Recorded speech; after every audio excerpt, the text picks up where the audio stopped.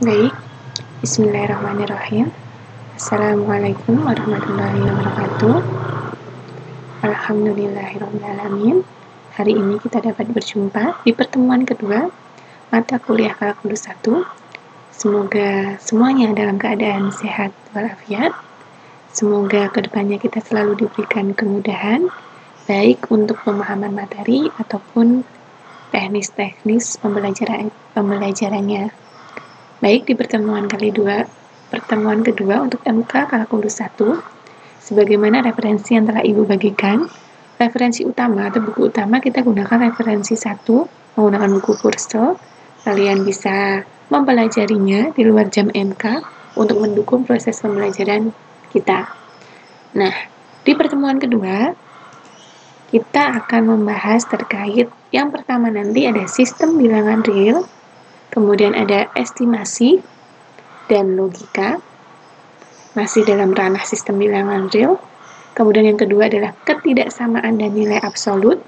Kemudian yang ketiga adalah sistem koordinat. Jadi ini adalah materi pendahuluan atau pengantar sebelum kita masuk ke ranah penerapan kalkulus.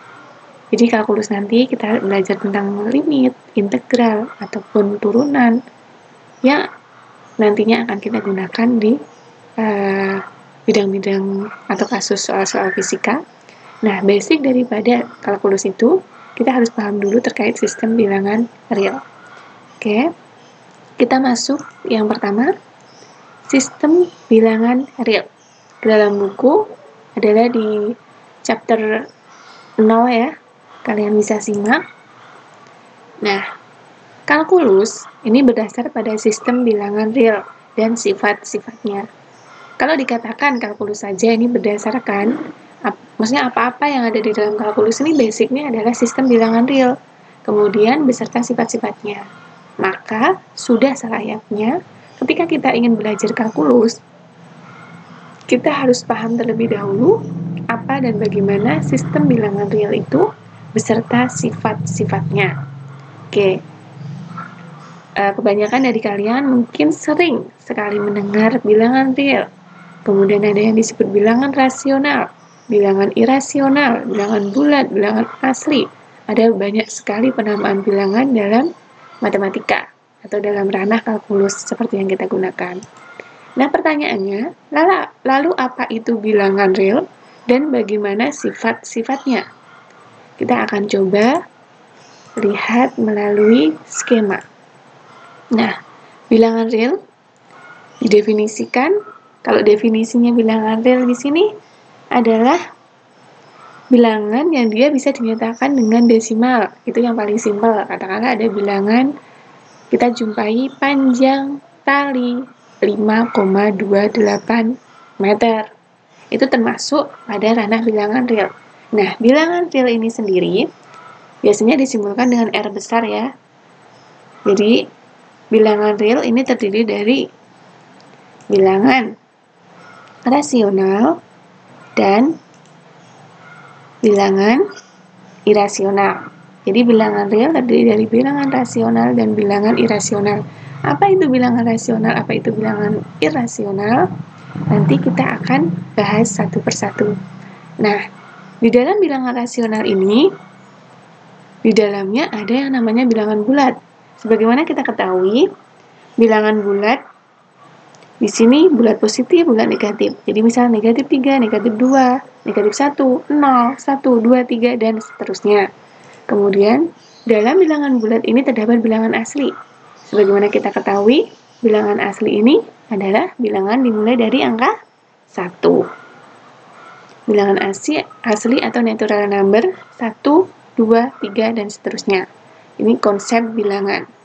Nah, bagaimana kita bisa memahaminya? Kita lihat pada buku referensi 1, kemudian nanti beberapa video pembelajaran akan Ibu upload dalam YouTube majifisika.com. Kalian bisa kunjungi akun YouTube itu, atau nanti setiap pertemuan akan Ibu share melalui link yang kita akan share di Classroom.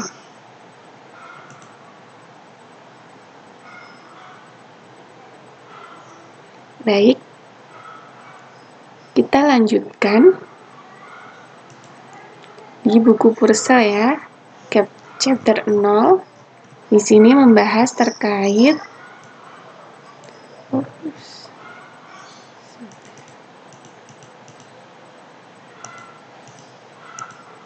Oke, kita pelan-pelan saja chapter 0. Untuk 0.1, real number estimation and logic. Jadi bilangan real, estimasinya dan logikanya. Nah, di sini dikatakan kalkulus ini berdasar pada sistem bilangan real dan sifat-sifatnya. Nah, maka atau pertanyaan yang muncul adalah apa itu sebenarnya bilangan real dan bagaimana sifat-sifatnya. Nah, untuk kita menjawabnya, kita mulai dengan beberapa contoh sederhana dari sistem bilangan itu sendiri. Nah, kita amati. Di sini, bilangan bulat dan bilangan rasional. Tadi di awal sudah kita singgung ya, bilangan bulat itu adalah salah satu yang masuk pada ranah bilangan rasional. Nah, kita mulai dari bilangan yang paling sederhana dari semua bilangan yang disebut sebagai bilangan asli, natural number, itu dimulai dari angka 1. 1, 2, 3, 4, 5, 6, dan seterusnya. Nah, dengan bilangan asli ini, with them, we can count our book. Jadi, kita dapat menghitung buku kita. Ada berapa buku yang kalian punya? Katakanlah 50 buku, akan dengan mudah. 50 di sini adalah termasuk dalam bilangan asli, ya kan? Kemudian mungkin ketika kita dalam satu kelas terdiri dari beberapa orang. Nah, berapa banyak orang? Kita juga menggunakan bilangan asli. Katakanlah di kelas kalian ada 21 orang. Kemudian uang kita katakanlah ada berapa rupiah. Ini kita masih menggunakan konsep-konsep bilangan yang paling sederhana atau bilangan asli. Dimulai dari angka 1, 2, 3, 4, 5, dan 6. Nah, di slide sebelumnya, bilangan asli ini adalah salah satu atau contoh dari bilangan bulat. Jadi, ranahnya seperti ini. Jika kita melibatkan angka-angka negatif dari angka-angka bilangan asli tadi, kemudian disertai dengan 0, kita akan mendapatkan bilangan bulat. Jadi tadi di sini 1, 2, 3, dan seterusnya. Ketika angka 1 ini negatifnya adalah negatif 1, angka 2 negatifnya adalah negatif 2, angka 3 negatifnya negatif 3, ditambahkan dengan angka 0, kita susun menjadi seperti ini, maka inilah yang disebut dengan bilangan bulat. Negatif 3, negatif 2, negatif 1, 0, 1, 2, 3. Oke, jadi sampai sini paham ya? Jadi ranahnya, kita lihat dulu, dari yang sederhana, yang paling sederhana konsep bilangan adalah bilangan asli. Bilangan asli adalah 1, 2, 3, dan seterusnya. Ini adalah dalam ranah ketika kita bisa menghitung yang namanya buku kita, uang kita, teman kita, jumlah pena kita, jumlah buku kita, dan seterusnya. Nah, ketika kita melibatkan angka-angka negatif dari angka bilangan asli, kita peroleh bilangan bulat. Nah, kita peroleh bilangan bulat di sini, melibatkan negatif disertai dengan 0 dan positifnya. Oke, sampai bilangan bulat. Nah, kemudian pada beberapa kasus, ketika kita melakukan pengukuran, baik itu pengukuran mungkin panjang atau mungkin massa, kemudian nanti voltase, dan banyak sekali pengukuran yang akan kita lakukan di fisika. Katakanlah dari yang paling sederhana, ketika kita mengukur massa, kemudian panjang, ketika kita menggunakan mistar, di situ mungkin tidak hanya akan dihasilkan, oh panjang pena ini adalah 14 cm. Nah, itu tidak cukup ya. Tidak cukup ketika kita hanya memiliki bilangan bulat, ya kan? Misal 12 cm. Karena ini terkait dengan presisi atau ketelitian daripada ukuran yang kita ukur. Padahal sebenarnya misal pena tadi memiliki panjang 12,4 cm. Nah, ini di konsep bilangan asli dan konsep bilangan bulat ini tidak memenuhi, atau istilahnya kedua bilangan tadi tidak memenuhi apa kebutuhan yang menjadi yang harus dipenuhi dalam kehidupan kita sehari-hari atau alat ukur. Terlebih lagi dalam ranah fisika, tingkat presisi hasil pengukuran itu sangat-sangat menjadi perhatian. Nah, kemudian Karena dua kasus ini tadi, dua konsep bilangan, kemudian untuk beberapa kasus ternyata tidak terpenuhi, maka kita coba. Kita mempertimbangkan ketika kita buat perbandingan antara dua bilangan bulat, ratio of integers. Jadi, rasio atau perbandingan antara dua bilangan bulat. Misal di sini dituliskan 3/4. 3 di sini ada contoh bilangan bulat ya, 4 juga bulat. Jadi kita buat rasio 3/4. Kemudian negatif 7/8. Kemudian 21/5. Ada 19/2 per negatif 2, mohon maaf. Kemudian ada 16/2 dan seterusnya. Nah, ini ditunjukkan pada gambar pertama. Jadi, pola pikirnya adalah yang awalnya tadi adalah bilangan asli. Kemudian negatifnya, kemudian ditambahkan 0 muncul bilangan bulat. Nah, sesuai kebutuhan kita butuh yang namanya ada koma atau kelebihan daripada angka. Maka angka-angka ini kita coba buat rasio dari bilangan asli, dari bilangan bulat ataupun bilangan asli. Selanjutnya dibuat rasio antara dua bilangan itu. Seperti ini, yang awalnya 1 ya, misalnya ini gambar seperti ini adalah 1, kemudian ditambah, dibagi menjadi 3 bagian di sini. Nah, ini artinya segini ini 1/3 ya. Awalnya 1, kemudian dibagi 3 bagian, sepertiganya, otomatis yang sekian ini adalah 2/3-nya.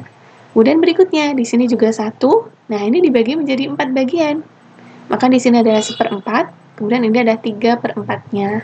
Jadi konsepnya turun dari bilangan bulat, pembagian antara dua bilangan bulat menghasilkan seperti ini. Nah, kita lanjutkan, notes. Ketika di sini kita memunculkan angka 16/2 dan min 17/1. Nah, sebagaimana kita ketahui, ketika kita sederhanakan hasilnya, 16 dibagi 2 bisa kita tuliskan sebagai angka 8. Oke? Kemudian angka min 17/1 adalah min 17. Karena di sini sama-sama ya, maksudnya maknanya sama. Ketika kita buat perbandingan seperti ini, sama dengan hasilnya adalah 8, kemudian negatif 17/1 sama dengan negatif 17. Jadi tidak mengkhianati hasil.